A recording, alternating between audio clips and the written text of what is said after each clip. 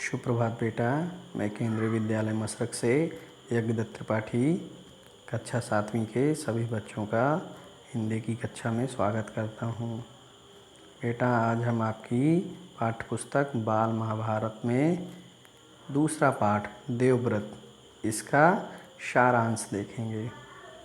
ठीक है बेटा। हस्तिनापुर में राजा शांतनु राज्य करते थे। एक दिन वे शिकार खेलने जा रहे थे तो उन्हें गंगा नदी के किनारे एक सुंदर युवती दिखी। राजा ने उससे विवाह करने की इच्छा प्रकट की। उस युवती ने, जो कि गंगा ही थी, उनकी पत्नी होना स्वीकार कर लिया और अपनी कुछ शर्तें लगाई कि मैं जो कुछ करूंगी आप मुझे टोकेंगे नहीं। राजा शांतनु ने सभी शर्तें मान ली। अब जब गंगा के बच्चे होते थे, पुत्र पैदा होते थे, तो गंगा उनको ले जाके गंगा की धारा में बहा देती थी। और इस तरह करते करते 7 पुत्रों को गंगा ने गंगा नदी में बहा दिया। जब 8वां पुत्र पैदा हुआ और गंगा उसको भी लेके गंगा नदी में प्रवाहित करने के लिए चल देती हैं, तो राजा ने उनको रोक दिया और कहा कि आप क्यों अकारण ही छोटे छोटे बच्चों को मार रही हैं। ये तो बहुत ही गलत कार्य है, मैं आपको ऐसा नहीं करने दूंगा। तब गंगा कहती हैं कि ठीक है, आपने अपने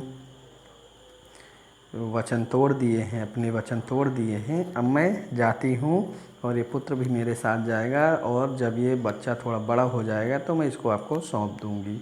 और गंगा उस बच्चे को लेके चली जाती हैं। बहुत दिनों के बाद वो बच्चा थोड़ा बड़ा होता है।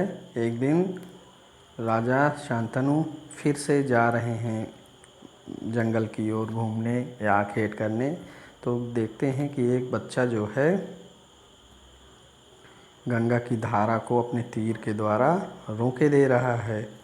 तो राजा को बड़ा आश्चर्य होता है कि ऐसा कौन प्रचंड वीर है, ऐसा कौन वीर है जो गंगा की धारा को अपने तीरों से रोक दे रहा है।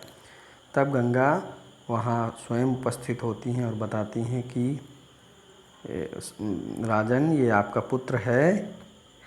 और राजा से उस बालक का परिचय कराती हैं।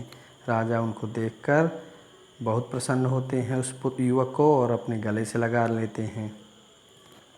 तब गंगा उनका परिचय कराती हैं कि ये बालक, इसका नाम देवव्रत है और यह बहुत ही वीर है, बहुत ही होशियार है, बुद्धिमान है। इसको महर्षि वशिष्ठ ने शिक्षा दी है और युद्ध कौशल में, रण कौशल में, वीरता के क्षेत्र में ये परशुराम के बराबर है और बहुत ही कुशल राजनीतिज्ञ है, बहुत ही चतुर है।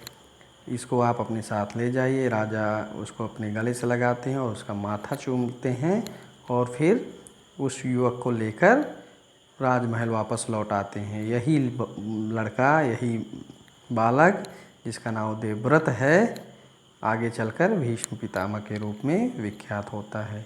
ठीक है बेटा, ये इस पाठ का सारांश है। इसको आप देखेंगे वीडियो को, और कहीं आपको दिक्कत हो तो आप मुझे संपर्क कर सकते हैं।